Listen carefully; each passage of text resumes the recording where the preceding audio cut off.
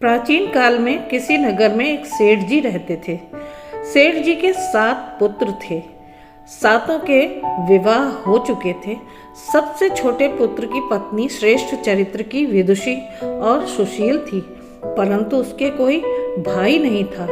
एक दिन बड़ी बहू ने घर लीपने के लिए पीली मिट्टी लाने के लिए सभी बहुओं को साथ चलने को कहा, तो सभी घलिया और खुरपी लेकर मिट्टी खोदने चल दी। मिट्टी खोदते समय वहां एक सर्प निकला, जिसे बड़ी बहू खुरपी से मारने लगी। यह देखकर छोटी बहू ने उसे रोकते हुए कहा, इसे मत मारिए, यह बेचारा निरपराध है। यह सुनकर बड़ी बहू ने उसे नहीं मारा। तब सर्प एक ओर जाकर बैठ गया। तब छोटी बहू ने उस सर्प से कहा कि हम अभी लौट कर आते हैं, तुम यहाँ से मत जाना। यह कहकर वह सबके साथ मिट्टी लेकर घर चली गई और वहाँ कामकाज में फंसकर सर्प से किया वादा भूल गई।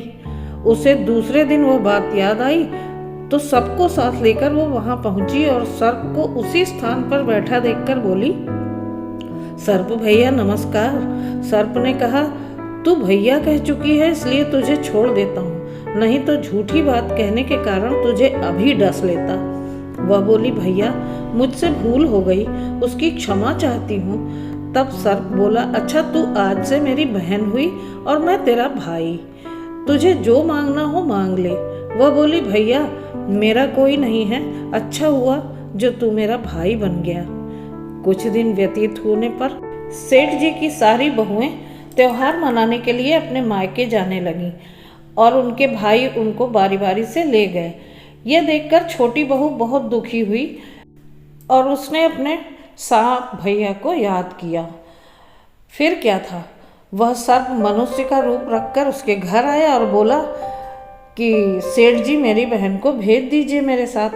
सबने कहा, इसके तो कोई भाई नहीं था। तो वो बोला, मैं दूर के रिश्ते में इसका भाई हूँ, बचपन में ही बाहर चला गया था। उसके विश्वास दिलाने पर घर के लोगों ने छोटी बहू को उसके साथ भेज दिया। उसने मार्ग में बताया कि मैं वही सर्प हूँ, इसलिए तू डरना नहीं और जहाँ चलने में कठिनाई हो वहाँ मेरी पूंछ पकड़ लेना। उसके कहे के अनुसार ही छोटी बहू ने किया और इस प्रकार वह उसके घर पहुँच गई। सर्प उसे नागलोक लेके गया। उसने बताया कि वह नागलोक का राजकुमार है और उसने जाकर अपनी माता से छोटी बहू को मिलवाया और वहाँ का धन और ऐश्वर्य देखकर छोटी बहू चकित रह गई। एक दिन सर्प की माता ने उससे कहा कि मैं एक काम से बाहर जा रही हूँ, तो अपने भाई को ठंडा दूध पिला देना। उसे यह बात ध्यान न रही, उसने गर्म दूध पिला दिया, जिससे उसका मुंह बुरी तरह से जल गया। यह देखकर सर्प की माता बहुत क्रोधित हुई, परंतु सर्प के समझाने पर शांत हो गई। तब सर्प ने कहा कि बहन, अब तुम्हें अपने घर जाना चाहिए और इनको अपने घर ले जाने के लिए तब सर्प और उसके पिता ने बहुत सारा सोना, चांदी, जवाहरात, वस्त्र, आभूषण आदि देकर उसके घर उसको भिजवा दिया। इतना ढेर सारा धन देखकर बड़ी बहू ने ईर्ष्या से कहा, भाई तो बड़ा धनवान है, तुझे तो उससे और भी धन लाना चाहिए। सर्प ने यह वचन सुना तो सब वस्तुएं सोने की लाकर दे दी। यह देखकर बड़ी बहू ने कहा, इन्हें झाड़ने की झाड़ू भी सोने की होनी चाहिए। तब सर्प ने सोने की झाड़ू भी लाकर रख दी। सर्प ने छोटी बहू को हीरा मणियों का एक अद्भुत हार भी दिया था। उसकी प्रशंसा उस देश की रानी ने भी सुनी, तो रानी राजा से बोली कि मैंने सुना है कि सेठ जी की छोटी बहू के पास एक अद्भुत हार है, जैसा कि मेरे पास भी नहीं है, मुझे वह हार चाहिए। तब राजा ने मंत्री को आदेश दिया कि उससे वह हार लाकर शीघ्र ही यहाँ पर उपस्थित हों। मंत्री ने सेठ जी के घर जाकर कहा कि महारानी जी छोटी बहू का हार मांग रही हैं, वह उससे लेकर मुझे दे दीजिए। सेठ जी ने डर के मारे छोटी बहू से हार मांगकर दे दिया। छोटी बहू को यह बात बहुत बुरी लगी।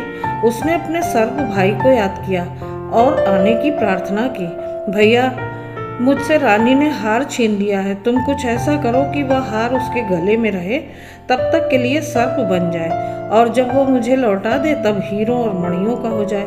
सर्प ने ठीक वैसा ही किया। जैसे ही रानी ने हार पहना वैसे ही वह सर्प बन गया। यह देखकर रानी चीख पड़ी और रोने लगी। यह देखकर राजा ने सेठ के पास खबर भेजी कि छोटी बहू को तुरंत भेजो। सेठ जी डर गए और अपनी छोटी बहू को लेकर राजा के पास गए और डरते रहे कि पता नहीं राजा क्या करेगा। वे स्वयं छोटी बहू को लेकर इसीलिए पहुंचे। राजा ने छोटी बहू से पूछा, तूने क्या जादू किया है, मैं तुझे दंड दूंगा। छोटी बहू बोली, राजन धृष्टता क्षमा कीजिए, यह हार ऐसा ही है कि मेरे गले में हीरों और मणियों का रहता है और दूसरे के गले में सर्प बन जाता है। यह सुनकर राजा ने वह सर्प बना हार उसे देकर कहा, अभी पहनकर दिखाओ। छोटी बहू ने जैसे ही उसे पहना वैसे ही वह हीरो मणियों का हो गया। राजा को अपनी आंखों पर विश्वास नहीं हुआ। उसने पूछा कि आखिर तुमको यह कीमती हार किसने दिया। तब उसने अपने सर्प भाई को याद किया और तुरंत ही सर्प भाई प्रकट हुए और उन्होंने अपना सारा वृत्तांत कह सुनाया। उन्होंने बताया कि उसके कोई भाई नहीं था छोटी बहू के, इसलिए मैं उसका धर्म भाई हूँ और मैंने ही उसको ये इतना सारा धन और यह मणियों का हार प्रदान किया है। यह सुनकर राजा, रानी और वहाँ उपस्थित सभी लोग बहुत प्रसन्न हुए और उन्होंने सर्प देवता का बहुत स्वागत और सत्कार किया। उसी दिन से नागपंचमी का त्यौहार मनाया जाता है और स्त्रियां सर्प को भाई मानकर उसकी पूजा करती हैं। मित्रों, आप सभी को नागपंचमी त्यौहार की हार्दिक शुभकामनाएं। आपको मेरी यह कथा कैसी लगी मुझे कमेंट करके जरूर बताइएगा। फिर मिलती हूँ अगले वीडियो में एक नई कथा के साथ।